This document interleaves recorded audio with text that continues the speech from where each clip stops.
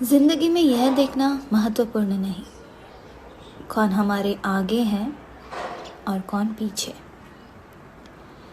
बल्कि यह देखना कौन हमारे साथ है और हम किसके साथ हैं। जुड़ना बड़ी बात नहीं, जुड़े रहना बहुत बड़ी बात है।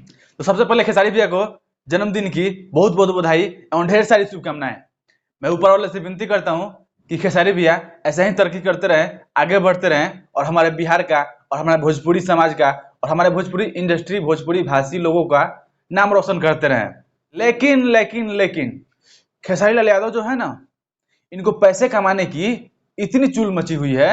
यार आज आपका बर्थडे है, आज तो कम से कम आप अपने फैंस को, अपने परिवार को समय देते।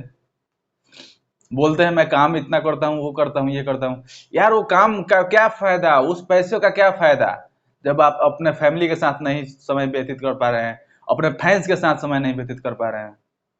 आपने छोटा सा एक लाइव आए और उसमें बोल दिया कि मैं अपने बर्थडे पे सेलिब्रेट बर्थडे अब मैं नहीं कर पाऊंगा, मैं कहीं शूटिंग पे जा रहा हूँ, बस हो गया।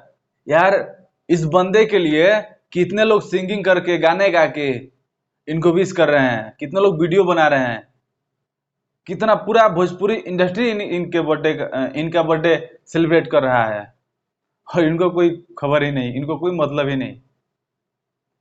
यार पैसा ही सब कुछ नहीं होता है।